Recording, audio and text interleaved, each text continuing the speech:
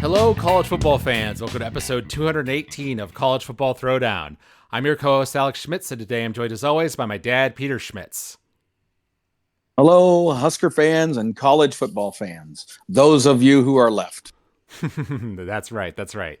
We're here today to talk about the first round of the college football playoffs for 2025 here, as well as some national news that's been going on and some important news in the world of Husker football as well, leading up to our Vegas bowl game. Yes, lots to talk about and certainly lots to discuss about the future of our sport. Yes.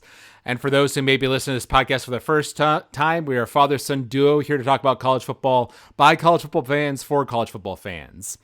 And we'll start things out today by diving into some news about our favorite team, the Nebraska Cornhuskers. Obviously, the biggest piece of news, something that we had kind of speculated about for the past month or so here, is that our current starting quarterback, Dylan Raiola, has announced that he is entering the transfer portal. He was, of course, injured in the game against USC earlier this year, and there had been some signs that the support and commitment of his family might be wavering, such as his brother Dayton Raiola decommitting from us and his uncle Donovan Raiola getting fired as our offensive line coach.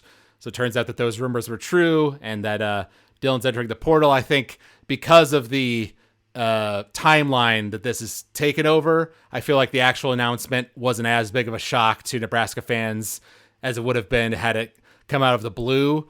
Obviously, with our current quarterback, TJ Lateef, also recovering from an injury, it doesn't leave us in the best spot now in our quarterback room, and with Dayton not coming in next year's class. So we have some holes to fill now, but I think Matt Rule is prepared to do that. I agree with you, and I'm ready to dive into this beer. This is actually a beer I left at your sister's house. I have an Alaskan Amber that I had left inadvertently, and now I get to drink it. It's one of my favorite red amber beers. It's called Alaskan Amber, and it's in a bottle, so you won't hear the opening. What are you drinking tonight? That's right. I got myself my mango cart. I got so excited to talk, I forgot about our tradition. How could I forget? There we go. All right. Yes, should be Cheers. mentioned, I'm here in California, but you're back in Michigan to see family here for the holidays. Unfortunately, I couldn't make it back there this year to be with you guys, but hope that you all have fun. Yes, we're planning on it. We're thinking of you. The girls are all worried about what you're going to eat. I was just thinking I should get a Christmas ham. I should still That's get right. some Christmas ham. Absolutely. Yes. But yeah, what's your take on the Dylan Raiola thing? Do you agree with me that it didn't come as big of a shock as it maybe could have? Oh, absolutely. I think most people who follow Nebraska with any proximity or closeness, already anticipated or even knew that this was an inevitability.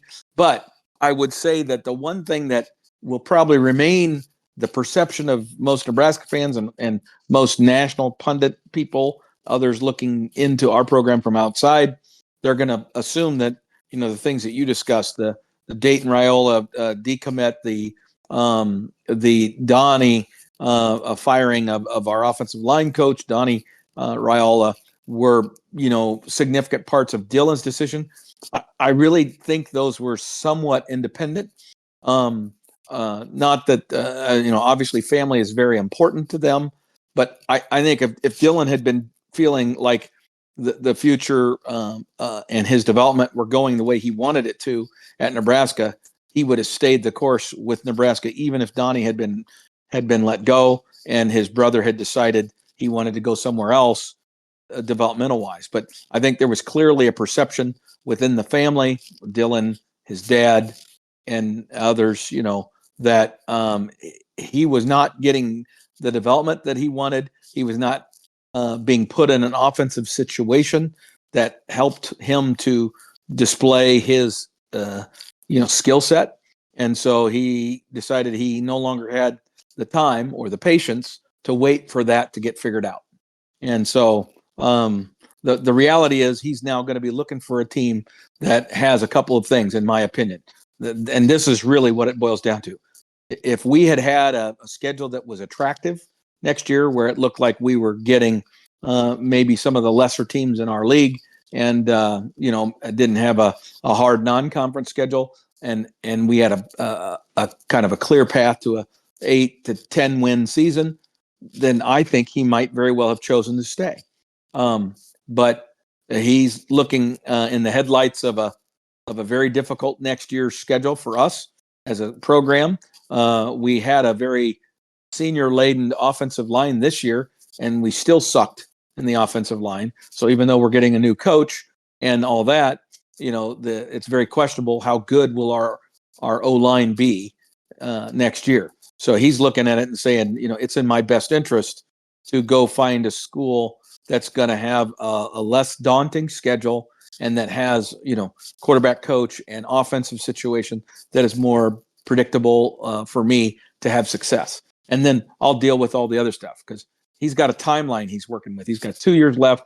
He probably only really wants to play college football for one more year. So he'd love to go to a place, I think, like Louisville or, any other contender who has a need for a 1 year quarterback, and see if he can go there, prove his wares, and then show it off for one season, and then from there move on to the NFL. That would be the ideal scenario for Dylan Raiola, in my opinion. Right. Well, I was actually, I believe in the New York Times, I saw an article about the whole Dylan Raiola situation. And I think they kind of made a good point in that neither side quite lived up to their end of the bargain, as it were, if you think about how Dylan started at the program. Because from Nebraska's perspective, we didn't put together a offensive line that could properly protect Dylan. And so he was having to run away a lot and was getting sacked. And that obviously affected him and led to his injury and all that stuff this season. On the other hand, we saw that Dylan had some issues where he was not great at sensing the danger while he was in the pocket and being able to, get out of certain situations and, make 3 yards out of a situation instead of taking the sack and things like that. His general slowness when he did have to run the football, et cetera, et cetera. Some of those areas, his inconsistency with connecting the deep ball. We saw him be able to do it, on several occasions, especially against lesser teams. But when we got into the Big Ten part of our schedule, we saw that kind of go away. So, I'm obviously bummed about Dylan leaving, because I think he's a kid with great potential and clearly a lot of talents. His consistency at throwing the ball was very apparent this year and last year. Generally not turning it over nearly as much as our past quarterbacks in the past decade have, and all that sort of stuff. So I'm sure he'll do well if he ends up at a good school. But, I think this lets us free up some NIL money to go to other players, and it lets our offense maybe drift more in the direction that it seemed to be wanting to go in general, leaning towards having a more mobile quarterback versus a, drop back and pass, kind of style that was more suited to Dylan's skill sets. So it may work out for the best in the end, but we've got to go get someone from the transfer portal now. I would agree. And that's the thing, is I don't think this was completely a one-sided thing. I don't think we worked very hard to retain him. It's not like, our staff was crushed, because I think there is also a recognition within Nebraska's coaching staff that what they want to do and what they believe is most effective at the University of Nebraska is that you have to have a quarterback who can run the football with a certain degree of effectiveness, and that's got to be a component of, any team that has to prepare for us needs to prepare for a running quarterback. And that's true for a variety of reasons, not the least of which is the weather. Our weather is regularly windy, even if it's not cold or anything like that. We only play maybe a couple of games, maybe 3 or 4 at the worst, games that are in cold weather. Where that could be a factor. But what we do play in most of the time is windy weather, which has a pretty significant impact on your ability to throw the football, right? And so you have to get a quarterback who has that skill set, who can throw well enough and strong enough that they can, be reasonably good in that situation. But they have to have legs. So on those days when you can't throw a ball for nothing, you can at least still have an offense with a quarterback included. Yeah. Well, we'll talk more about this later, but in the Miami Texas A&M game, that was something I was thinking about because there were a lot of situations where Texas A&M, barely managed to get a first down on like a third and middle kind of yardage situation because their quarterback would just tuck it and run it. And I saw A&M beating Miami with that over and over again. So it can't be understated how useful it is to have a dual threat quarterback like that. Right. Yeah, exactly. You have to be able to do that, and especially in a place like Nebraska. Yeah. Now, in terms of some of those transfer quarterbacks that we might be looking at, there are, of course, rumors going around about that, about, people that our staff might be interested in. So I'm going to list a few names here. Michigan State's Aiden Childs, Boston College's Dylan Longran, Notre Dame's Kenny Minchie, and Cincinnati's Brendan Sorsby. Sorsby obviously being a player that we did play against earlier in the year in our first game of the year against Cincinnati. And we commented at the time that he was the reason that Cincinnati got as many points as they did in that game. He had receivers that were dropping the ball on him and things like that. So he's a pretty good talent. Right. He is a good talent. He's shown at times his ability to throw the football very well. And yet he's a strong dude who is not afraid to run it and runs hard. He runs like a running back, right? He's a load. And so he would be an ideal candidate. Now, I honestly think he's probably looking, again, not for a team like us that's basically going to be a rebuilding situation, and one that's, we're going to be viewed as middle of the road, get 6 wins next year. That would be a good season for us based on our schedule. He's going to be looking for somebody that he thinks he can compete for a championship with. And apparently he didn't think Cincinnati was that spot, so he made himself available. But I think he's going to be vying for one of these positions. Louisville in the in the ACC. Maybe Oregon in the Big Ten, who I think has a graduating quarterback situation. UCLA, although that would be a little more questionable with a new coach and everything. But there's a half a dozen to 8 teams right now that have a lot of the pieces for a pretty darn good football team, but they're missing the quarterback piece.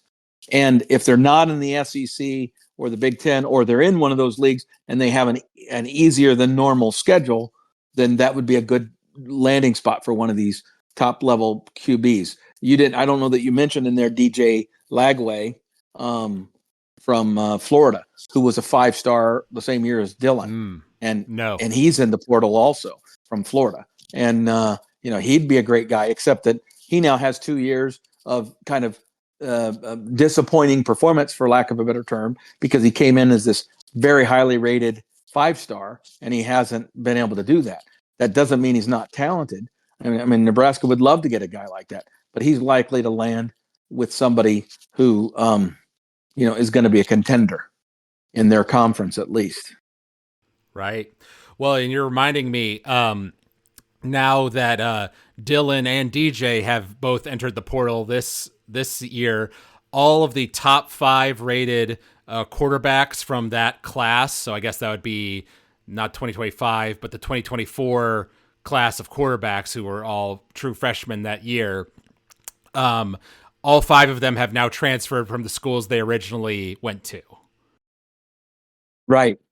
Well, and that's the thing. And so that's changing the whole dynamic, right, of how you recruit and those kinds of things, and what the significance of individual players are. Because those players, now it used to be that you got a guy like that, and even if he struggled early in his career, you had a pretty decent chance as long as you had a good staff and good coaches and, all that kid was going to be with you for probably 3 years. Right. And you were going to kind of develop through that. But not not so anymore. Now everything's a 1-year transactional relationship. Right. And to Dylan's credit, right, we know he was getting offers from schools and money to leave Nebraska after last year, after we, Yep. just barely qualified for a bowl game and everything. And he chose to stay with Nebraska and he stuck it out and he seemed genuinely committed to trying to, bring us back, and probably thought that this year's schedule and being Matt Rule's third year, that this was the year for it to happen, like a lot of us fans did as well. So when it doesn't turn out that way and instead he gets this season-ending injury and everything, I could see how that would make him change his original game plan. Well, and he's looking at the reality on the wall. Our offensive line loses a ton of starters after this season. Well, most of them we've already lost. Even for the bowl game, they're not going to be playing, and so we're going to be starting over a little bit. And now we've made a decision to go in a different direction at the offensive line position. And maybe the Raiola's family feels like, Donnie is being used as a scapegoat. But the truth is, Donnie was one of the few holdovers from the Scott Frost staff. Scott's actually the one who initially hired Donnie, if you'll recall. So the reality is that Rule interviewed Donnie, and he was one of the few coaches that Matt kept, after the transition. And yet here we are, 3 years later, and we have yet to have a good offensive line. And so at some point you got to hold that coach accountable. He's responsible for putting the people in the room, and he's responsible for making them better. And that did not happen. Now, there's all kinds of side issues you can discuss, injuries, all that sort of stuff, right? And maybe that's a strength and conditioning program problem, not a offensive line coach problem. But at the end of the day, you're the offensive line coach. Your offensive line has sucked for 4 years, including 2 different head coaches. You've had your chance and you didn't fulfill. So we need to go in a different direction. And so we've done that. Right. Now, you and I talked a bit about the strategy of everything with TJ Lateef, right? Because, so Dylan Raiola was in the 2026 class, but he's gone now. So now we have TJ Lateef as our current top guy, then Gramstad behind him, and then the true freshman kid that you have to remind me of what his name is. Davila. Yep, and he's a redshirt. Yeah, and he's a redshirt freshman. Right. And he was a 4-star kid coming out of high school, so it's not like he was some nobody. But he's now played, and he transferred, so he played at Purdue for a season. He's redshirted for a season, and now he's been at Nebraska. So I think he's going to be maybe a redshirt sophomore or a redshirt junior next year. So he's got a couple of years left, but he's seen very little of the field yet, right? Right. And the fact that he wasn't able to overcome Gramstat in the depth chart tells me that there's still some ways to go before he's ready to really be a contributor. So now the good news is that DJ was in front of the media, and I know this is what he had to say, but he seemed almost unaffected by the question. Hey, are you going to be concerned if coach has to go out and get another quarterback, to add to the room and to add competition? He's like, I'm fully on board with that. I'm ready to compete with whoever comes into the room. That's not an issue for me. So he certainly indicated that if we bring in some big name quarterback, that's not going to chase him into the portal, which would be the concern, right? You go out and get a DJ Lagway or some other highly regarded quarterback who's got some impressive numbers, maybe in college, then is he going to panic and say, "Oh, you guys are, recruiting over the top of me"? I think all these guys are now starting to learn that that's the nature of the beast. You can't run from that. You got to embrace it. Right. Well, because the trajectory TJ probably thought if things were going well and Dylan stayed and everything, okay, Dylan was going to be the starter next year in 2026. Presume that we have a good season in 2026. Dylan goes to the NFL then after that season. Then we're bringing in Trey Taylor, who's our 5-star recruit in the 2027 class. But he would be a true freshman that year, whereas TJ would then be a junior by Right. 2027. So maybe at that point, TJ has stepped up his game. He's been working behind Dylan. So now he's ready to be the man on campus, even if only for a year. Maybe he's our starting quarterback for that year. And then, the following year, 2028, it's probably either TJ is left potentially, or it's a battle between him and Trey for the starting position in that year. That's probably how he thought the trajectory was going to go. So the fact that he got the playing time he did at the end of this season was a bit of a surprise for him. And he stepped up and played quite well in the UCLA game, as we talked about at the time. We went and saw that game in person. So, it's not like he's unaccustomed to being kind of the number 2 guy. But Right. so I hope that he stays true to what he said there in the press conference, and that we will see a proper quarterback battle in the spring to kind of see who comes out on top if we do get in someone good from the portal. Right. Well, and it wouldn't surprise me if we go after 2 guys. I could see us going after a guy who is a senior, is a one and done type of guy who's got some playing time history, who may or may not be, highly regarded. But then if we can get mutual interest from any of the portal quarterbacks who we perceive to be as truly highly regarded, a guy who could truly compete against TJ, we'd get him too. We would go for both of them. So if you bring in 2, then that brings us up to 5 quarterbacks. I feel like then somebody, whether it's TJ or Gramstad or the last guy you mentioned. Well, Gramstad's a senior. He's gone. Oh, so he's not even in the mix after this year. He's done with his career. He's done with his career. And Davila, again, is a guy that I don't know whether he will make himself available. Also, it would not shock me if he goes into the portal, because he's already done it once. So he's looking for an opportunity to play. He's looking for a place where he can land, where he thinks he's got a good shot of getting playing time.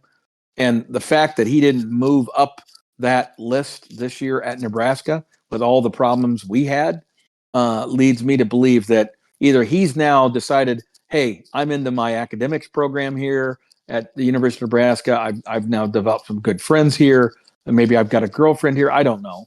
All those kinds of things can factor into it. Maybe he decides, you know what, I recognize now I'm not going to be an NFL quarterback. So this is really just about securing the remainder of my education and getting as much NIL money as I can. And Nebraska's as good as any. So he stays, right? Just stays and says, I'll be that guy. I'll be the reliable backup who helps, the scout team prepare you, that sort of thing. And I'll be that guy because, all the other things line up for me. Because and that's just kind of a recognition of where I land. I don't know. You don't know what's going through the kids' heads, but that's the thing. Now realizing that Gramstad is leaving after this year, now I understand the logic of bringing in 2 quarterbacks. Right. Spicing up this offseason even more, once the national championship game happens, right, and that portal window properly opens, we'll definitely do a podcast in that time frame to kind of see where Nebraska shakes out from all that for sure. Right. Well, and that's the thing is, and again, I'm not going to spend a lot of time worrying about the quarterback position, other than the fact that I know we need to get one.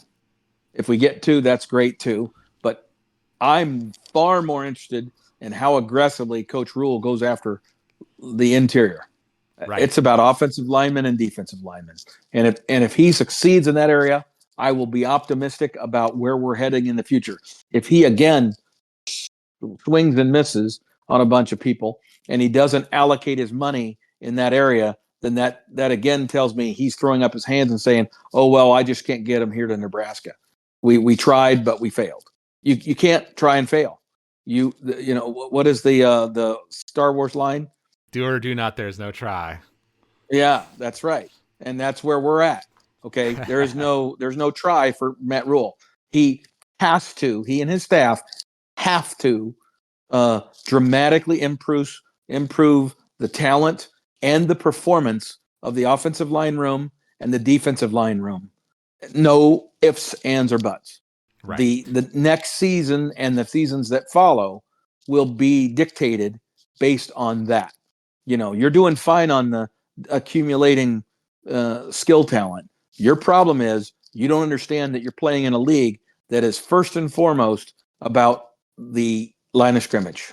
And to add to the Nebraska news in terms of the bowl game and who's going to be playing, it was announced that Malcolm Hartzog is also entering the portal along with Dylan, and that Deshaun Singleton, who's been one of the highlight players on our defense this year, is going to be going to the NFL draft and has announced that he is not going to be playing in the bowl game so he can properly prepare for that. None of that stuff surprises me. I get it. Hartzog, I also understand. I think he realized that there were some young talent that has been pushing him in his role, and he's been a starter for us for a few years. So the fact that he has a year left, I think he probably saw the writing on the wall that the coaches were probably going to try to go in a different direction. Because frankly, his height is an issue and is something that people take advantage of. He's a very tenacious player, has made some great plays for us, good hands, all that. But his size is a huge weakness that other teams have exploited throughout his career at Nebraska. And we just can't have it. So, I mean, our coaches, I'm sure, are constantly looking for a way to replace him. Now, to his credit, he's always played well enough that they couldn't take him off the field. Right? Yeah, he got several interceptions this year that I still remember as great grabs. Yes. And then in terms of the upcoming Vegas Bowl against Utah, I was looking at who's opting out on their team for the bowl game, and I saw that they have 3 starters who are all going to the NFL draft and so are not playing in the bowl game. So that's 2 offensive tackles and 1 defensive end. So, that is obviously good news for us, but not enough. If this is all it ends up being, that's not enough for me to change my score prediction that we somehow have a better chance of winning, I think. Yes. No, I agree. And just because a few of their players are out, you got to keep in mind that, our best player, our first team All-American, is out, right? Oh, yeah. I mean, in the comparison of who they lost versus who we lost a guy who's like 40-some% of our offense, and they lost some offensive tackles who, although they're very good, history says that program has some pretty talented guys ready to step in behind them. And yes, there'll be a drop off, but it won't be off a cliff, right? Where there's a chance for us that there's going to be a dramatically less effective running back that replaces EJ. And that's not being critical of that running back. It's just that EJ was special. Right. Well, and let me ask you this, because I was thinking about this a little bit this week, because I think it's unlikely that we win against Utah, as I made clear on the last podcast. But if we somehow do it, they have some players opting out, they make some mistakes, they're maybe overlooking us, and we manage to pull some things out and capitalize on their mistakes, and we somehow win against a 15th ranked Utah team, and now we're 8-5 to end our year. Does that, you think, I'm not going to go out and say redeem the season, but does it, give you a much more positive outlook as we go in the offseason if we somehow win this game? Oh, huge.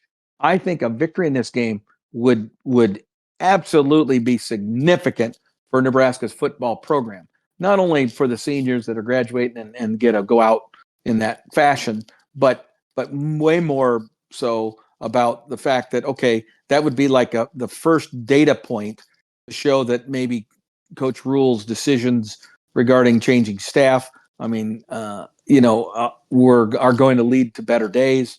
And the fact that maybe some young people perform well, because if we were to win this game, some of this young talent that we have, I mean, we're going to have probably 7 or 8 underclassmen starting on offense and another 7 or 8 starting on defense. I mean, we're going to be an extremely young team in this bowl game. And if all those guys hang together, do well and win, I think that might lend itself to retention or improving our retention in the portal situation. And then we go out and we add some additional components that enhance our depth and enhance the performance of our team. I think it's huge. Now, if we lose, I think it's just a continuation of the end of the season, right? And a recognition that next year is going to be a pressure cooker. I feel bad for Matt because realistically, like I said, I think 6-6 season next year with that schedule would be, and getting to a bowl game would be a successful year. Right, right. Which we talked about a bit on the last podcast. Yes. Speaking of Matt Rule, he's been doing this House Rules podcast throughout the season, where he's been talking about things, and he usually talks a little bit about, the previous game that Nebraska played and then the upcoming opponent at the end of his little segments and stuff. He didn't quite do that this time, but the co-host kind of prompted with him with some questions about kind of looking back on the season as a whole and then looking ahead to the bowl game.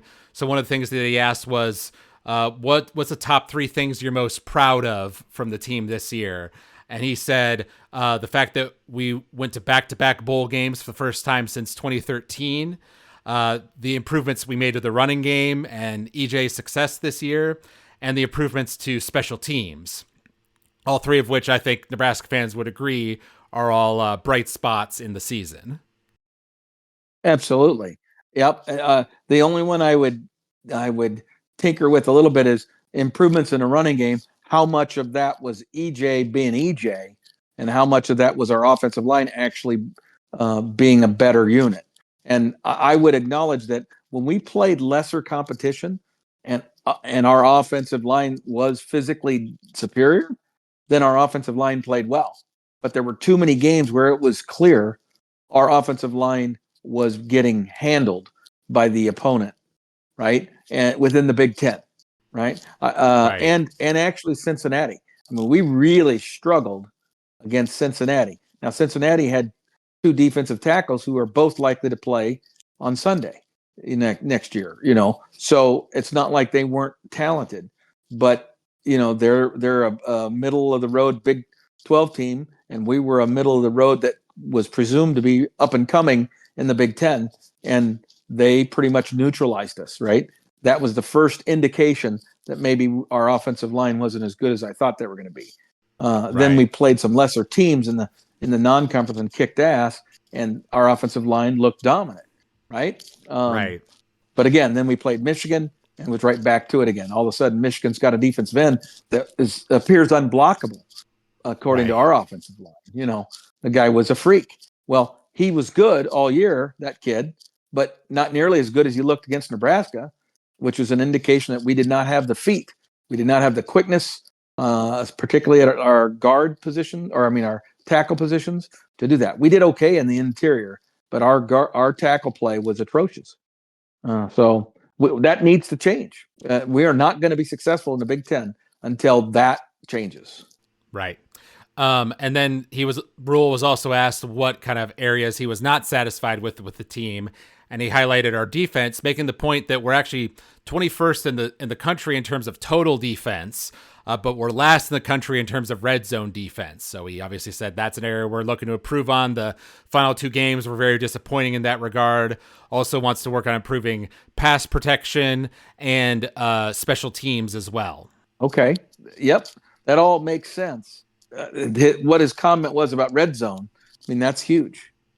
That's the difference between winning and losing. Yep. Very true.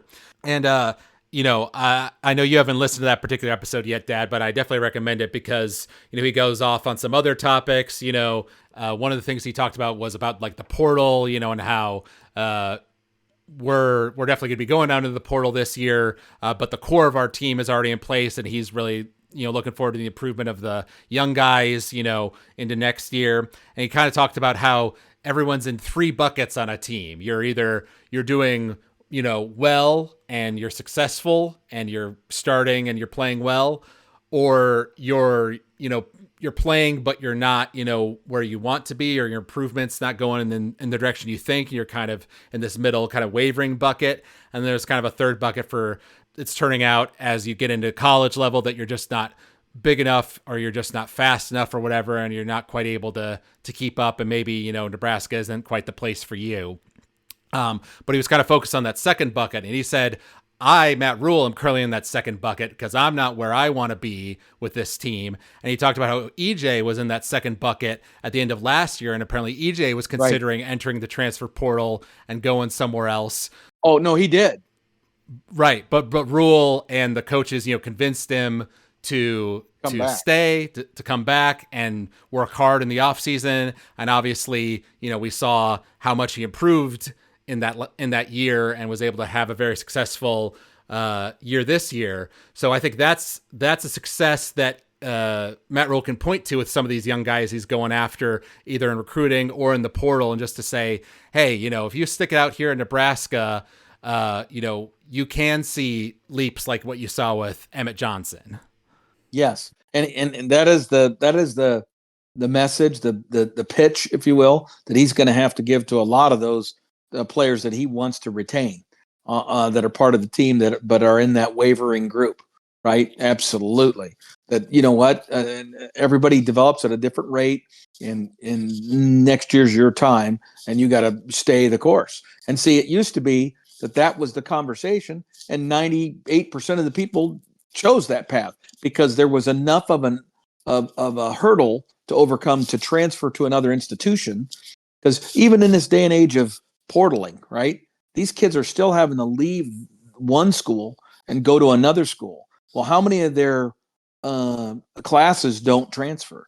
Do they have the same exact degree program at the new school that they did at the old school? Are you going to be switching majors? Maybe you had relationships in place at your current school that you're going to have to walk away from to go to the new school. And so, all those things being a hurdle, that might slow some people down from it, except for the money component that NIL brings into it, right? And now with the money component, if you can make, twice as much money as you're making now, or even $20,000 or $30,000 more than you're making now for a high school or a college kid, an additional $30,000 a year, that's a lot of money. Yeah. Yeah. Well, yeah. When you're talking about these kids that are making six figures, as freshmen in college, way more than they Right. might be making, when they get out into the job market, as a recently graduated college student or whatever, presuming they don't go to the NFL or whatever, being able to get a better offer there. And, if some of your credits don't transfer over, on the academic side or whatever, okay, so I take an extra semester, an extra year, a fifth, all these kids are going to do fifth years anyways because of red shirts, right? So, I feel like they're willing to accept those consequences of going if they feel like it's better for them athletically or financially. Yes, exactly. And that the hurdle is so much lower now than it used to be.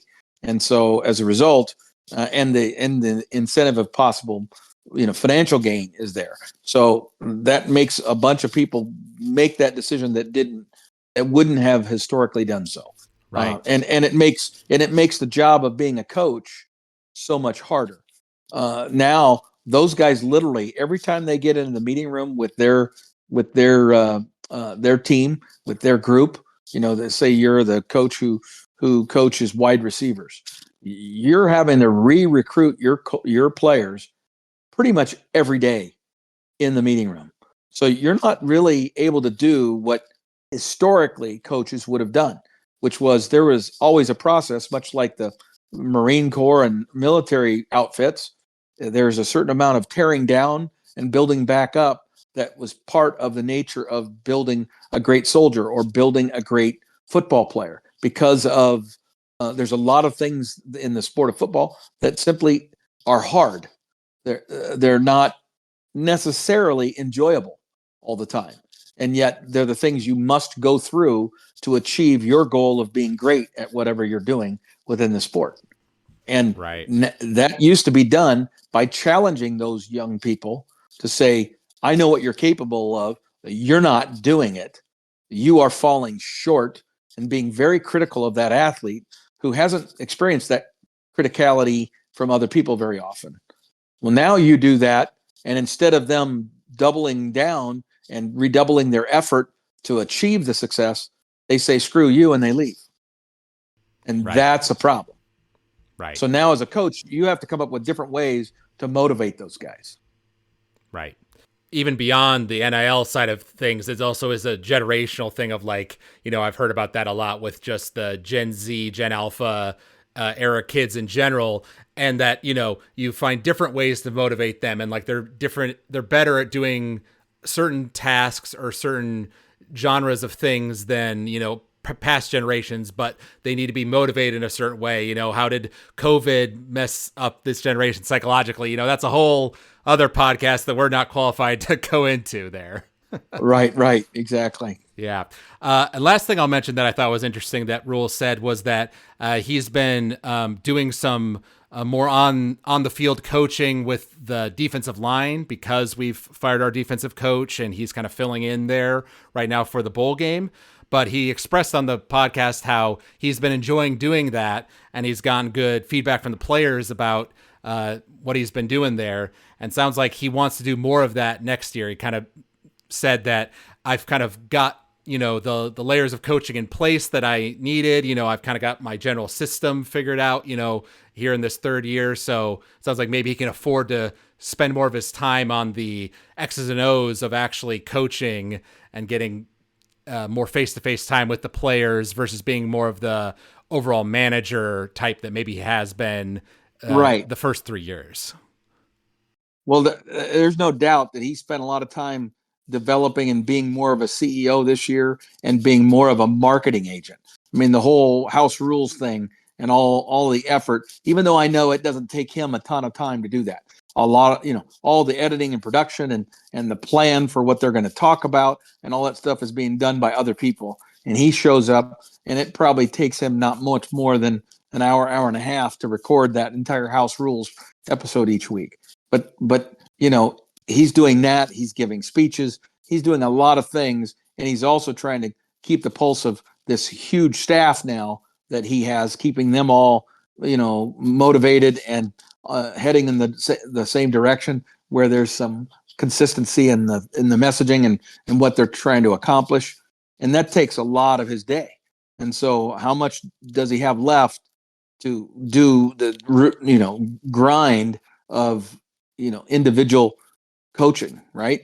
And now he's saying, I'm realizing I got too far away from that. I need to get back in it. Right. Yeah. So obviously, yeah, well, we'll keep an eye on Nebraska here. Obviously, we're both going to be busy over the holidays, and I've got some work involved with the Rose Parade, actually. So we're not going to do another podcast until after the next round of playoff games have happened and after Nebraska's bowl game has happened. So we'll do a podcast then to kind of recap all the news that's happened since then. Maybe by then we'll have our defensive line coach, et cetera, et cetera. Right. And I expect a good effort. Even if we lose by 2 touchdowns, I'm still expecting good effort from our team. And we got a lot of young talent that's still trying to grow and get better. They've obviously been working hard in practice. They've got some new voices that they're hearing, particularly on the defensive side and along the offensive line. Let's see if that translates immediately to some initial insight into the results that can maybe be expected going forward. So that creates some excitement for me to watch Nebraska. Yeah. Then on the national side of college football, we want to mention in terms of the Michigan coaching search, Kenny Dillingham from Arizona State was one of the top names that had come up, and there were a lot of rumors swirling around him. Well, he officially announced that he's re-signing his contract with Arizona State and is staying put. So that's one kind of name off the list for Michigan. I was talking with your buddy Brian about it yesterday, and he was saying he would love to get Kyle Whittingham, who is the coach who is leaving Utah. He's currently 66 years old, so certainly up there in age, but not so old that he can't continue coaching if he wants to, as long as his health is good and everything. So that he was saying Kyle would be a good kind of stopgap, maybe he does it for 3 or 4 years as Michigan's coach to get you to your next guy and kind of stabilize things, be a good moral center after the disaster they've just gone through. What do you think about that proposal? Oh, well, I'm the one that proposed it to him. Oh, he stole it from you, huh? Well, no, he and I talked, and he He was more of, let's get a long-term solution. So he'd have been okay with like a Dillingham or something like that, because they'd just done that with their basketball program. Their basketball program also has gone through some horrific, embarrassing scandals, right? And they had to fire a former player, an alumnus and A Michigan man. star. Yeah, Michigan, exactly. And they fired him, and they got this other guy, Dusty, whatever. And people are like, "What? Who's this guy?" Well, he's only got their program number one in the nation and just kicking ass. Okay, so and he's a relative. He's not an older guy. He's a guy that could be around Michigan for quite a while, right? So they now have themselves a long-term solution. And so the question is, do you go for the short term? And my whole point was, right now their athletic director is, in my opinion, basically, he's a walking dead man. He is gone. Right. Ultimately, when this investigation is over, based on the last 7 to 9 years of and certainly all the time that he has been there, that university has gone through basically crisis after crisis after crisis. They've had 7 people sentenced to prison from their athletic department. Yep, we talked about that last podcast. Yeah. Yeah. So that guy's got to go. So why would you have him be involved in hiring the most important guy, your coach, your football coach? So there has to be a house cleaning. Best way to do that would be, okay, we need a coach right now. Let's get Kyle Whittingham, who is a great choice, but he's 66 years old, probably only wants to coach for 4 years or something like that. Let's get him to stabilize some things, and either maybe somebody he brings in as part of his staff, or somebody else that we have our eye on, maybe the Dillingham guy. We would let him do his thing at Arizona State for 2 more years or 3 more years. And if he's still the hot ticket 3 years from now, then we say, okay, Kyle, thank you for the beautiful transition. We'll see you later. Now you've got a stable president and a stable athletic director at the University of Michigan, and they can now go with 3 years separation between all of this craziness that they're experiencing now with a head coach who's in jail, and start over with a new guy. If you try to do that now, then that guy's being hired by a president and a athletic director that likely will not be his bosses in 6 months. That's just not a good thing, I don't think. So if I'm a big time coach, that's a little red flag for me. Okay, right. That would be a very, very much a red flag. So I think Whittingham would be an excellent choice for Michigan. Right, but Whittingham kind of solves both problems for them if both parties kind of know this is only a 3 or 4 year gig, regardless of how kind of good or bad it goes. So then, the new AD gets to be brought in 6 months or whatever, and gets to get some time to plan ahead and get whoever his guy is going to be to replace Whittingham, groomed and in place. And ideally, Whittingham does great, and he's leaving the cupboards full for the new younger guy. Right, exactly. I think this would be the best hire they could have made. They should have made that hire immediately. Why they're waiting around? The fact that they haven't already named it, to me, says that they must still be waiting around for Alabama's coach. That's the only DeBoer. I think they're waiting for him to be done with the season. So presuming that he loses in next week's game, then they're going to announce his movement to Michigan. Well, otherwise, I don't know what they're waiting for. I've got something funny to mention on that, but we'll save that for the Alabama game. And then lastly, just on the volleyball topic, obviously we've been talking about that all season with Nebraska's women's volleyball team being very dominant. Unfortunately, they lost last week, but the team that beat them, Texas A&M, went on to the semifinal and beat Pittsburgh 3-0. And then just here today on the 21st, as we're recording this, they played against Kentucky, another number 1 seed, and beat them 3-0 as well. So just like last year with Penn State, the team that beat Nebraska went on to win the whole national championship of volleyball in a quite an impressive fashion, an upset for A&M to make it this far. Well, absolutely. And obviously the biggest upset was the Nebraska upset. But the fact is they went into the Pitt game with the expectation that they were the underdog there. And then they went into the game against Kentucky, a team that had beaten them 3-1 early in the season. And it was really a pretty dominant win by Kentucky, and they just crushed them. So the fact is that it's just proof, much like last year, that and our recently retired coach John Cook has said this all the time, that winning a Big Ten conference championship, which is a 20-game competition over 10 weeks, is way harder to do than to get hot and win 6 games at the end of the season. And so he consistently said it was easier to win a national championship. Not that it's easy to win the national championship, but easy to win a tournament, because it's not about the team that has been the best over the entire season. It's about who's playing well at the end of the year. And it's not always that the best team in basketball, for example, wins the NCAA basketball tournament, right? I mean, now one of the best teams almost always wins it. It's in that group of 4 or 5 or 6 teams that you thought were probably the best team, but it's not always the one that everybody thinks is going to win it and that everybody predicts is going to win it. In fact, that's a rarity, right? The number of times that the number 1 overall NCAA tournament seed actually does, in fact, win the tournament. And I think the same is now becoming true in women's volleyball, and it speaks to the depth of that sport and the fact that there are so many talented volleyball players now that there are all the years going forward are going to be 8, 10, 12 teams that are capable of having the kind of 6-game run that leads to a championship. And again, when you say 6 games, it's really 4, because like for Nebraska, the first 2 games of the NCAA tournament are against teams that are so inferior to them that they didn't really push them at all, right?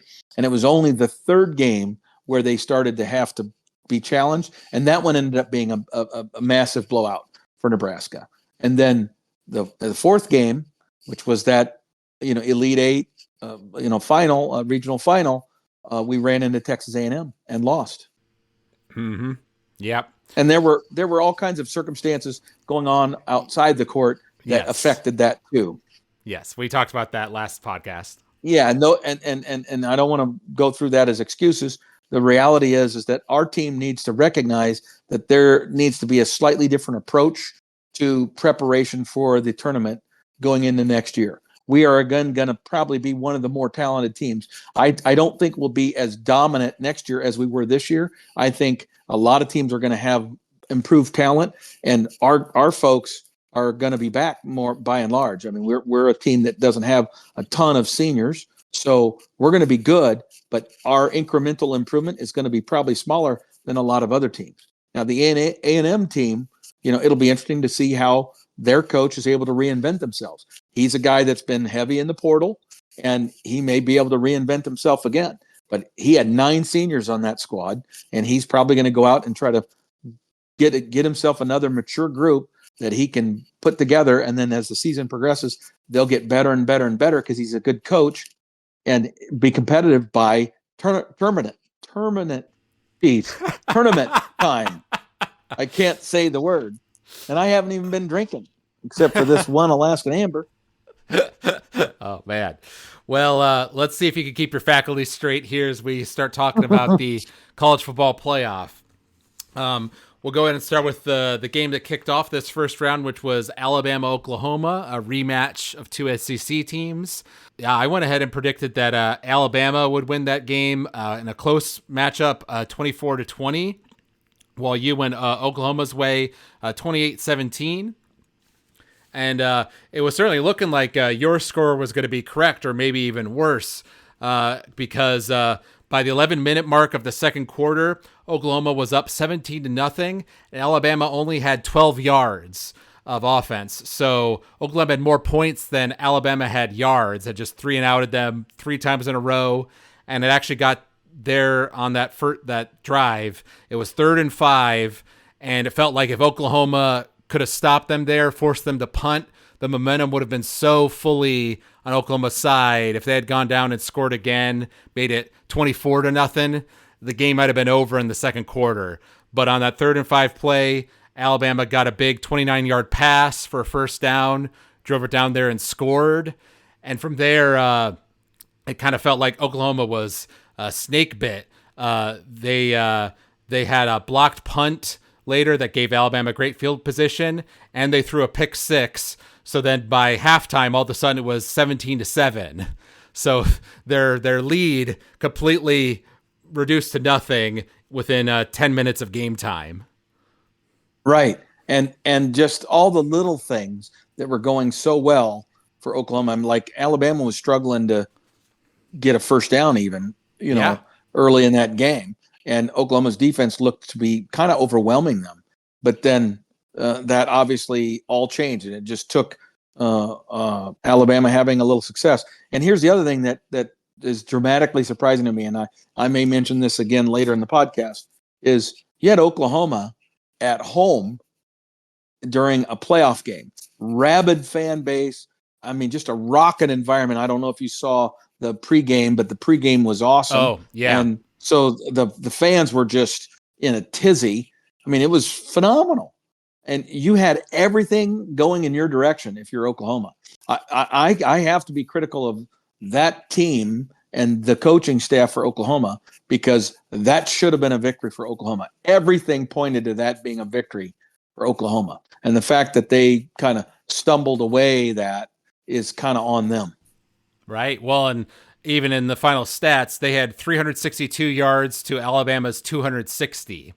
Yeah, they had plenty of opportunities. Then later on in the second half, they had a pin deep by an Alabama punt. Didn't do anything on that drive, had to punt it themselves, which would end up being like a 30-yard punt. So that gave Alabama great field position to then score a touchdown to get up to their it ended up being 34-24 in the end, Alabama winning. So that got Alabama up to 34. And then Oklahoma gets the ball back and has a nice drive, gets down into Alabama territory, has to settle for a field goal. And their field goal kicker, who had made a 51-yarder, I believe, earlier in the game, and they had made the point he'd made like 8 50-plus yarders across the season. He was one of the best field goal kickers in the entire country. He missed a 36-yard field goal there, and then a 51-yard field goal at the end of the game to deprive Oklahoma of any momentum to try to get themselves back in it. Right. I mean, so that's the thing. It's that's why they play the game, and that's why emotion and momentum is a real thing. Yeah.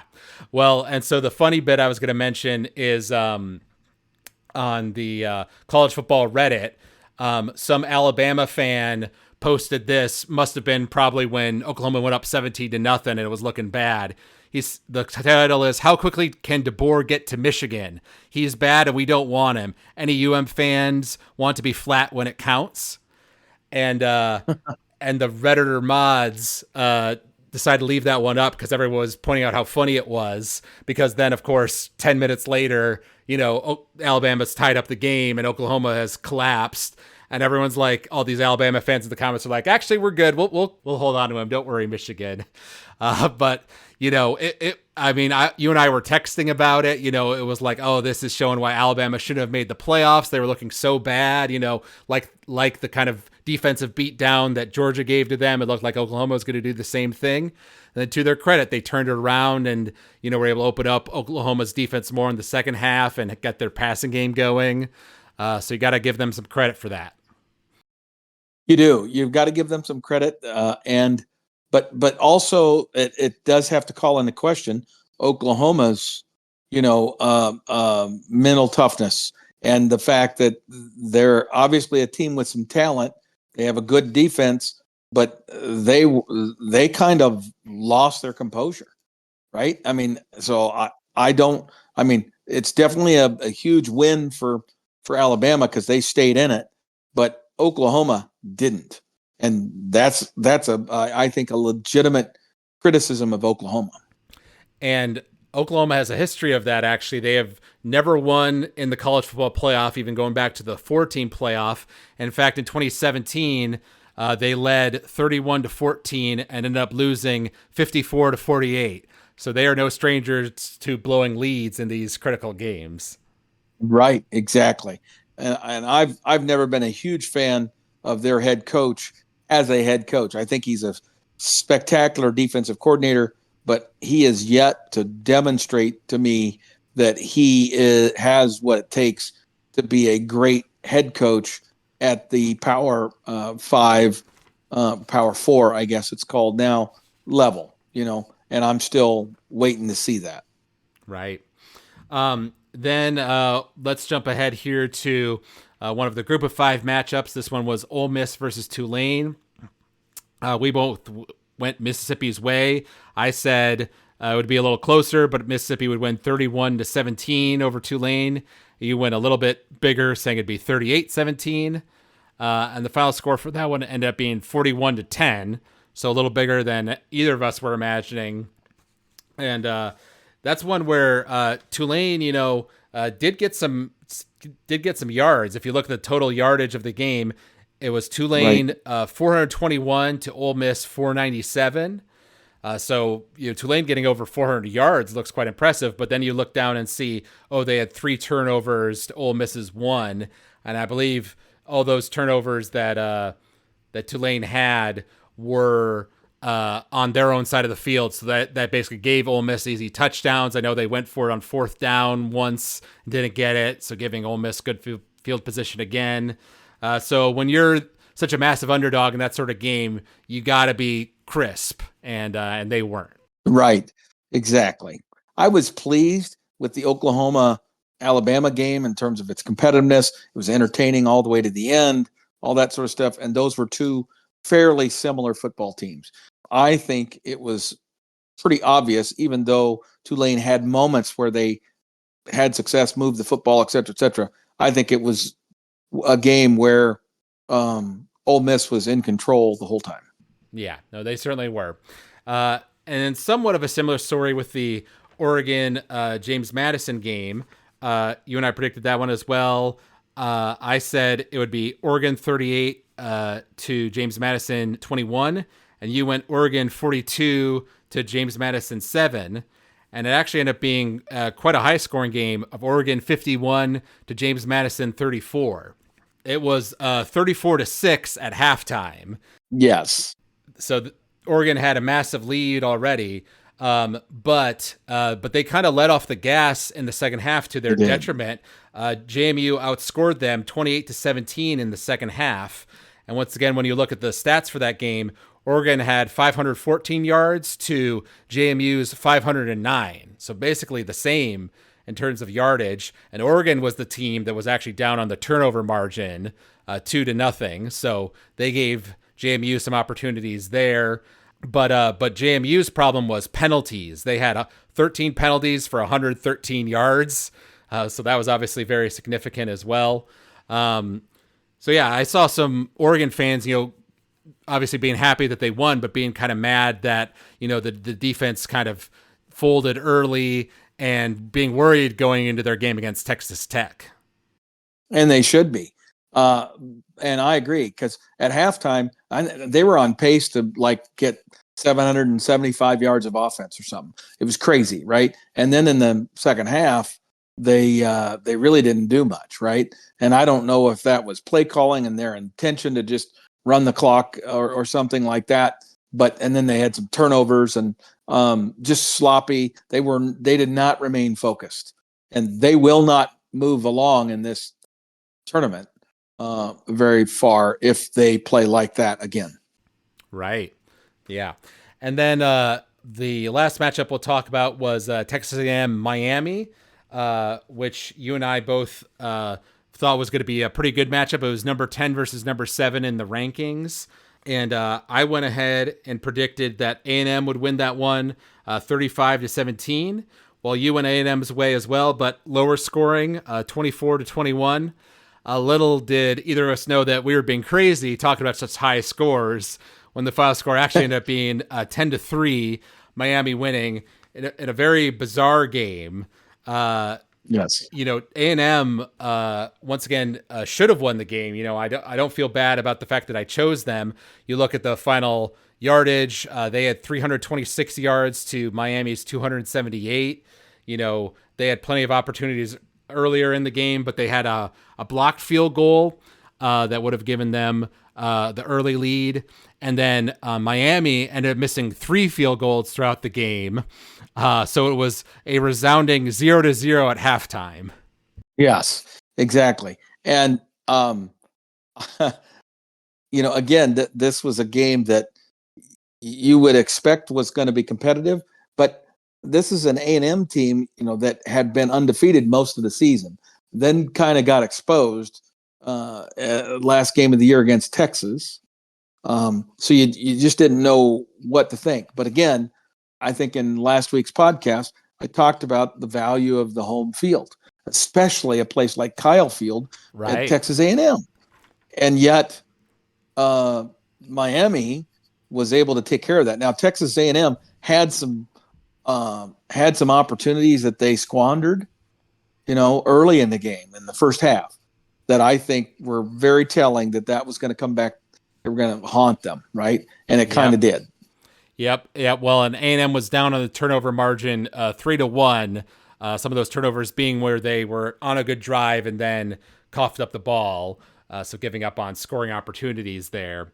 And A&M's defense, generally played really well for a lot of the game. Like we said, forced Miami to kick field goals when they did have some success driving the ball, and Miami was clearly struggling kicking it. It was kind of a blustery day down there, so that was affecting things as well. But then A&M's defense finally cracks in the fourth quarter. Miami scores in 6 plays to go up to the 10-3 score. But then A&M gets the ball, has a great drive down the field, has it at the 5-yard line with 33 seconds left. It gets down to third down, and their quarterback throws another interception in the end zone, ending the game right then and there. So it was a dramatic finish. It was an exciting finish to the game, but overall it was a very sloppy game by both teams. Right. Well, and again, the quarterback for A&M, that had a significant run that got them down inside the red zone there at the end of the game. Yep. And so they had a 1st and 10. I don't remember the exact yardage, but it was like, say, the 17 or something like that. Maybe it is even closer. Maybe it was the 12. But bottom line is they were looking good. They had time and everything, and then they threw it 3 times. Well, recall though, on that final drive they had down the field, what made it partially more impressive was that they had no timeouts. They'd used their timeouts earlier on Miami's drive to retain the amount of clock that they had. So they had to be particular about when they ran the ball because they had to deal with the clock. Well, I understand that, but I still think they had enough time early on that they could have run the ball or at least had the quarterback run it, because he ended up very uncomfortable. He was indecisive.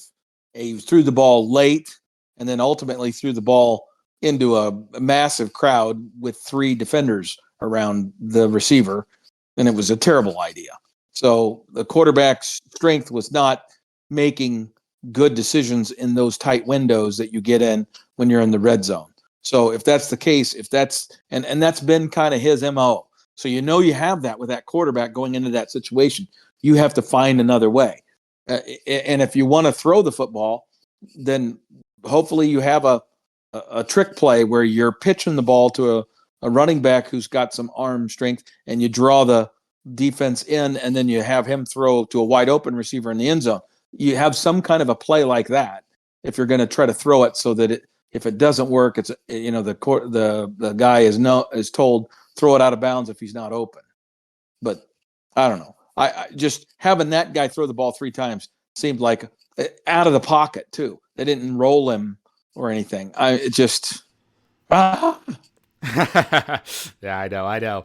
So as with past years, we'll go ahead and keep a little tally here of how we're doing on our postseason predictions. So I'm currently up 3-2.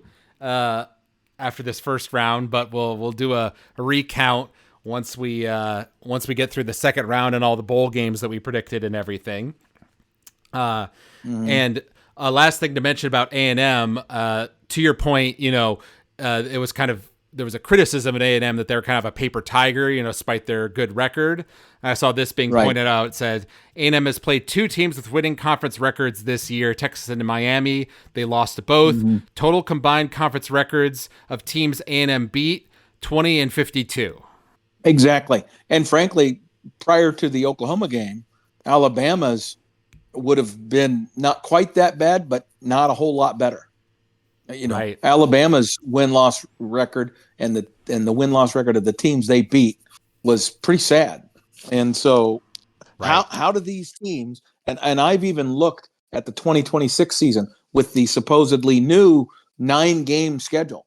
And amazingly, Georgia doesn't have a very difficult schedule. Even though they now have to play 9 games, somehow they avoid playing the other premier teams by and large in their conference. They don't have the back-to-back weeks of playing teams that could compete and beat them. You follow me? It's just crazy how they're not trying to match up their best teams. It's like they're trying to protect those best teams. Even in a 9-conference game schedule, they're still using a scheduling philosophy that frankly gives deference and benefit to teams like Georgia. And they do this every year. Alabama was a beneficiary this year. A&M was a beneficiary. It looks to me like maybe A&M, because of what happened this year, is going to kind of get punished maybe a little bit next year because they're going to have a much tougher schedule. I don't know. I mean, I'm looking right now. I just Googled it. Georgia's 2026 SEC schedule. And admittedly, this is not showing me dates. So maybe your point is they have convenient buys or non-conference games in between their hard games. Right. But they have to play against Florida, South Carolina, Missouri, Vanderbilt, Oklahoma, Alabama, and Ole Miss. Florida's not going to be any good. They fired their coach and they had a shitty year this year. What's the next one? South Carolina, Missouri. South Carolina, one of the worst teams in the league. Missouri has been good, but has frankly been disappointing relative to the preseason hype now for 2 years in a row. I don't know what kind of team they're going to have next year, but I don't expect that it's going to be viewed as a contender. Go on. Okay. Vanderbilt, Oklahoma, Alabama, Ole Miss. Those are all good teams this year. Oklahoma or Ole Miss lost their coach, losing a ton of talent, going to lose their coordinator after this playoff run is over. Huge question marks about whether Ole Miss will be able to sustain what they've had in recent years. Vanderbilt, similarly. Vanderbilt's got, I think, a good young coach, but continues to not be able to compete.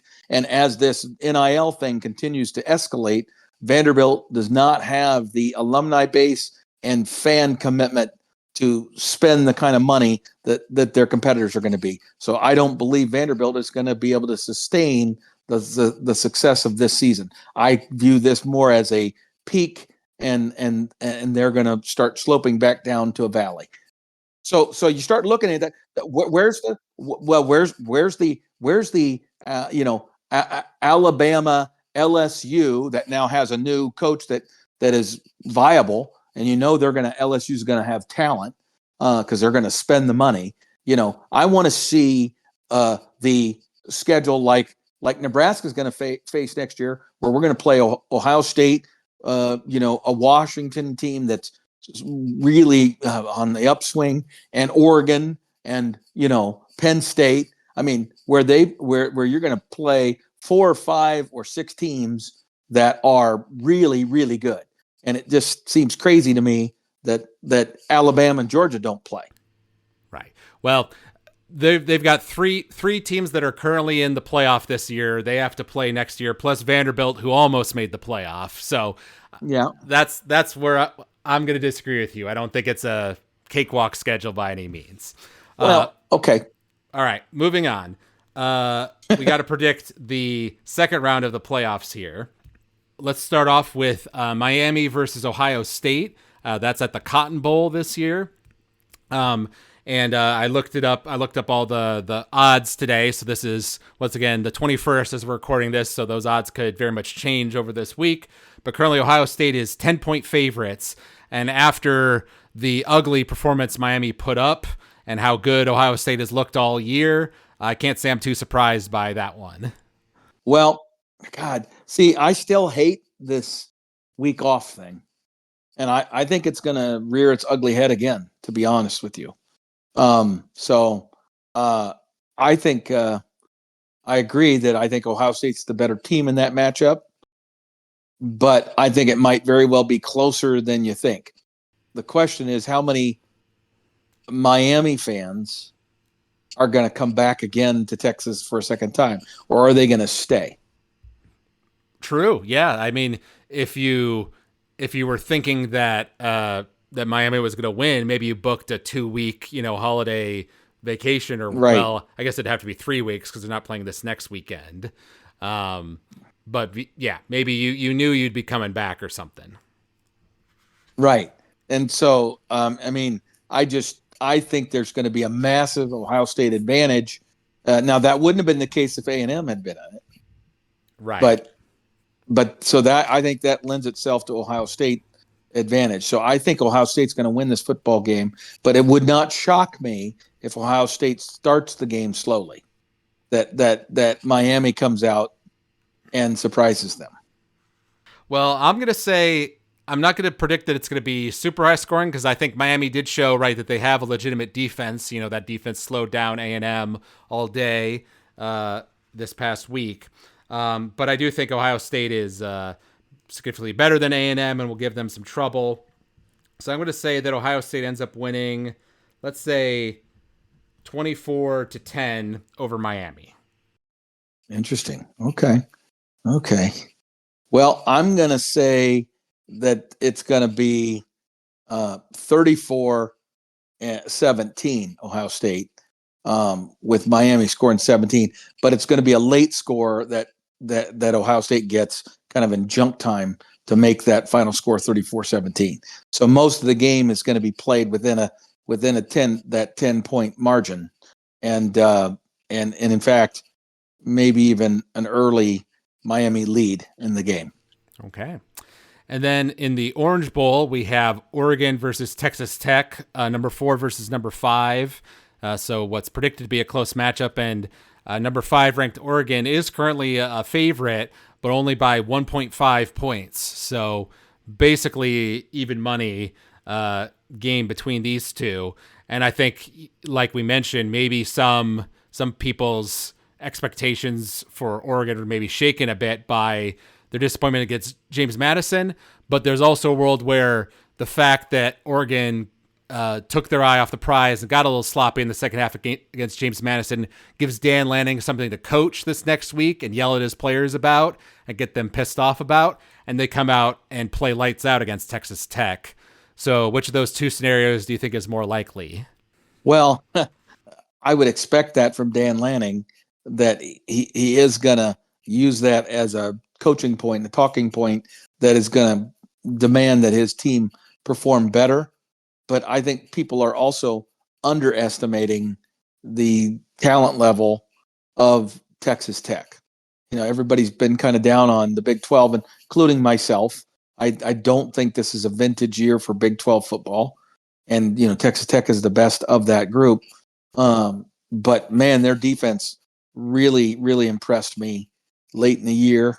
And I think that's going to match up quite well with Oregon. And the fact that Oregon is the favorite, and I feel like Oregon does not perform as well as the favorite. You know what I mean? I feel like Oregon really exceeds expectations when they're an underdog. But for whatever reason, they do not manage being the favorite very well. So I'm going to predict a Texas Tech victory here, and I think it's going to be just a kind of frenetic defense early in the game, and then the offenses will finally settle in, and it's going to end up being like a 24-21 short or close victory for Texas Tech. Okay. I like it. I think you've got something going there. They handled BYU very well in the Big 12 championship game. They've gotten to sit out here. So I think you might be right, but to shake up our predictions here, I'm going to go ahead and say that Oregon wins. I think it will be close, but I'm going to say it's going to be maybe a higher scoring game that Oregon manages to pull out. Clearly, they showed against JMU. JMU just was not able to keep up with Oregon's receivers at all, so it felt like they were scoring at will at times there. So let's say that Oregon wins something like 31-28 over Texas Tech. Okay. The other thing that would go in favor of my prediction is Oregon has to literally travel diagonally from coast to coast because of the Orange Bowl choice for that game. And I think that might have an influence on the number of fans from Oregon that travel, and also just the time clock, body clock impact that can have on a football team. So, and I just really question whether Oregon will be able to, through all of those distractions and all of that activity, put together their best performance, like their best foot forward. So, and I think Texas Tech is more prepared to do that. Right. Then next we have the Rose Bowl, which is number 1 ranked Indiana versus number 9 ranked Alabama. Indiana's currently a 7-point favorite, according to Vegas. Wow. And given that, how rough Alabama looked, especially in the beginning of the game against Oklahoma, I think there's a world where Indiana handles this game and it's not even that close. I desperately need Indiana to win because it was already painful enough watching Oklahoma let Alabama come back and get the W. If they somehow beat number 1 ranked Indiana and the SEC versus Big Ten narratives are, even more toxic and everything, I really can't handle that. So I need Indiana to win this one. I do too. I'm going to say that they kind of expose Alabama and win pretty solidly. So let's say it's 35 Indiana to 17 Alabama. Okay. Well, I want what you want. No doubt about that. But there's two things. Indiana lost probably their best defensive player for the season in the conference championship game. The guy was a freak of nature. He was a dominant defensive lineman who just was a factor in every game this year, and he's not there anymore. And I just don't have confidence in the depth of Indiana's team. Now, I will concede that I saw some receptions from Indiana receivers and that quarterback, who's now the Heisman Trophy winner, that were spectacular. But that Heisman Trophy winner now has been in New York City. He's spent a whole week with everybody telling him how great he is and all that sort of stuff. And it always sucks to be the Heisman Trophy winner in a bowl game, because historically they have not performed well individually as a player in those situations, just because they're just so, disjointed from their normal routine. And so I'm going to say that I want Indiana to win. I'm desperate for Indiana to win, but I think this game is going to be super tight. And there's a lot of the intangibles that all lean to Alabama now that I'm angry about. So I'm going to say that Indiana should win, but they don't in this moment, in this setting. And Indiana loses this game 28-24. Okay, interesting. I didn't think you were going to predict that. I hate Alabama. I don't want them to win. But if Indiana had not lost that player, I would feel confident that Indiana was going to win. I just don't know. I want Indiana to kick their ass. That's what I want. Right. So I'm okay if I'm wrong. All right, fair enough. And then lastly, we have the Sugar Bowl, which is number 3 Georgia versus number 6 Ole Miss. Georgia is favored by 7 in this one. So similar to the Indiana-Alabama spread there.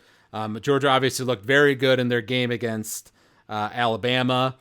So before that game, I was kind of being critical of them in that their defense was elite, clearly, but that their offense had some serious struggles. But their quarterback played very well against Alabama and kind of handled them. So it seemed like they might have made a turn there.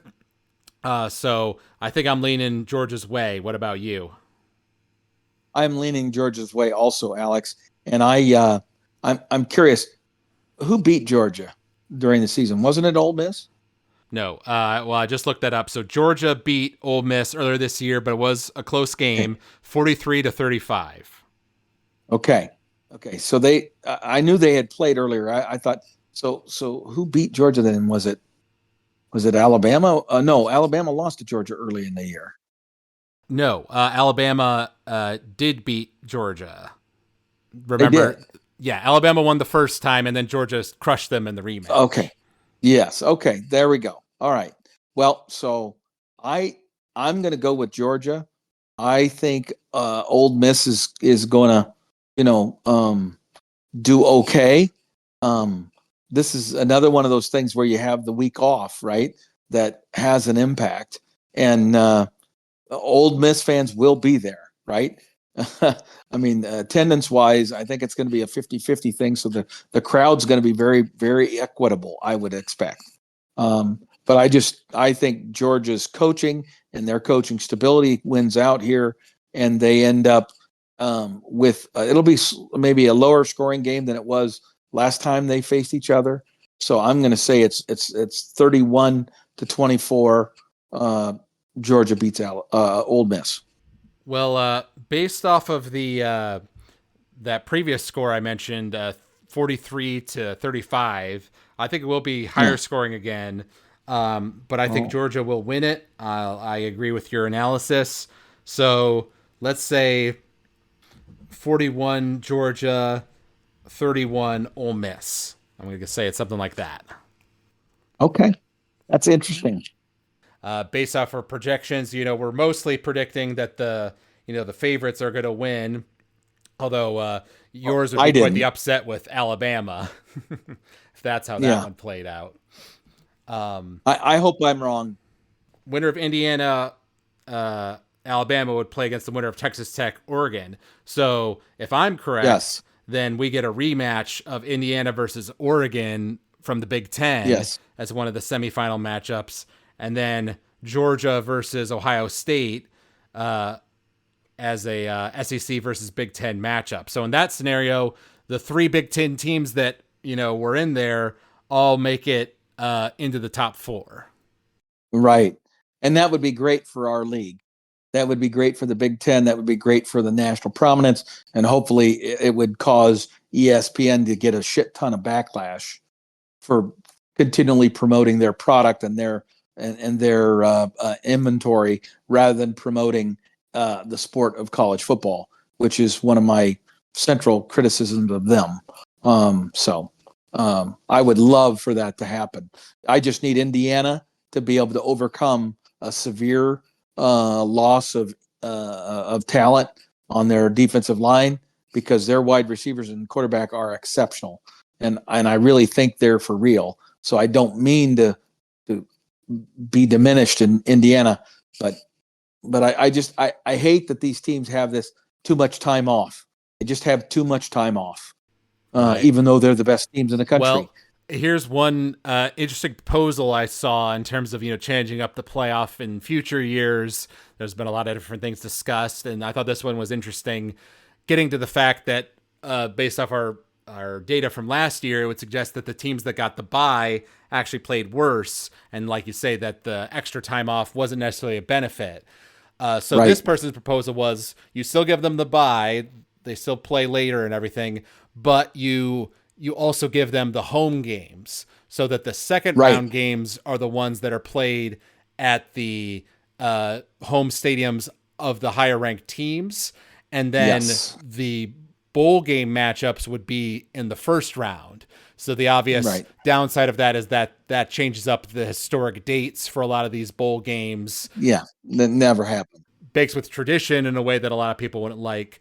But it gives an extra advantage to justify you wanting to be one of the top 4 teams beyond just the bye, which I can see the appeal of that as well. Yeah, I can see that, but I there's just that's not a reality, because the whole point of the bowl games is they have to occur during that Christmas to New Year timeframe, when lots and lots of people are off of work traditionally and available to take their families to a bowl destination and fill those stadiums. So I think that would never happen. The bowl games would never agree to that. I think the better answer is just go ahead and increase the number of teams in the darn competition, even though some of these large disparities in seating are showing up. What the difference is, but as you pointed out, even JMU, I mean, they ended up having a very equitable total offense to an Oregon team that was way better than them and should have been way better than them, but they were still able to fight through it. So I say get it to where it's up to 16 and you get the home field advantage in the first round, but you still have to play a first round game even though you're the number 1 seed. There's no buys. Right. So then being the top 4 is basically the same as being in the top 8. As long as you're in the top 8, you get the home game in the first round. But you get the matchup, if you're number 1, you get the group of 5 team, as that number 16, so you get a very easy matchup. That's your reward. Exactly.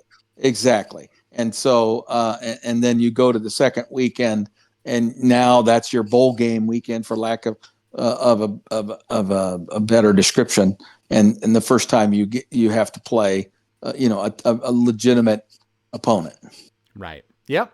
Well, and I discussed on the previous podcast, I believe it was, or the one before that, about how I'm starting to embrace the 16 team thing to keep the conference championship games alive. So I could be convinced of your system there. That's because already these teams had 2.5 weeks between their conference championship game and that first round game, right? I mean, the first round games are first week of December. I mean, the conference championship games are first weekend of December, and now we played these around the 18th or 19th. So it was a full 2 weeks that all those teams had. Now the top 4 in this scenario with the 12 team, they're going to have had 3 weeks off, and to me, that's too much time off. Even though you get some guys healthy, they're kind of out of their realm, and coaches are probably giving them a couple of days off to go back to see family, either before Christmas or right after Christmas. There's just a whole lot to manage around the holiday aspect of that, and I just think it leads to a disruption of schedule that does not help those 4 top teams. Right. Well, I was just thinking, in this first round matchup, right, we did have some teams that were off for 2 weeks, right, that were in conference championship game, but also teams that were off for 3 weeks, because there were some teams here that didn't play in a conference championship game, like both Miami and Texas A&M. Correct. Both of them didn't play in a conference championship game. And that game was kind of sloppy early, and I think that's part of why. Maybe. Yeah. Then on the other hand, you have Alabama, Oklahoma, right, where Oklahoma had the extra week off. Alabama did play in their conference championship game, and Alabama looked terrible early, but came back and won the game. And Oklahoma, like you say, made mistakes. So I guess that's more credence to your theory that the extra time off isn't necessarily a great thing. Right. It would be if the other teams were playing immediately a week after their conference championship game. They had no time off. And so then the injuries and the repetition and just the grind has an impact. But if you give those guys 2 weeks off, then the other guys get 3 weeks off. The 3 weeks is too much. And the guys who only get 2 weeks actually have a chance to get healthy. They're able to kind of get their legs back underneath them. They're able to manage that whole thing as a team, and then boom. Now, we'll see how these teams do this year. If they were smart, they played a very physical scrimmage sometime during this 3 week period. I don't know if it was, a week and a half into it where they on a Wednesday, they ran a, 70 or 80 play, best versus best scrimmage to basically, simulate a game, right, within their own squad. Something to keep them really active and intense and competing. It's not just about the physicality. It's about the mental side of competing that, right. You got to keep yourself at that highest edge. And so you would have to make it a big, big deal. And either in terms of it being very negative if you lose for those guys, so you had those guys motivated to come out the winners, and or you make it, something significant. Maybe it's money. I don't know. You have a scrimmage in which you challenge them to say, hey, you know what? This, I'm dividing you guys up. If whoever wins this, the winners get, $2,000 for every player on the winning team, and something that motivates them to play it at a high level. I don't know what that would be, but yeah, no, you're right. All right. Well, like we said, we'll be coming kind of after the start of the new year. Will be our next podcast where we'll talk about the results of all these games, give our formal predictions for the semifinals of the playoff at that point, talk about Nebraska, Utah, how that turned out. And hopefully it's good news, right? Exactly. I would love it if what your scenario, if we end up with Georgia and 3 Big Ten teams. Yep, which would be what I said before to you about how even though the SEC got 5 overall, if the Big Ten has their 3, make it into the top 4, and then let's assume that Ohio State beats Georgia, so then in the final championship matchup, it's 2 Big Ten teams again, right? So then. Right. In terms of money and prestige and everything, the Big Ten certainly comes out ahead of the SEC, even though the SEC had more teams overall in. Right. But that assumes that there's not going to be some shady shit going on. Okay. True. Because I guarantee you the ESPN product, they want them in that final.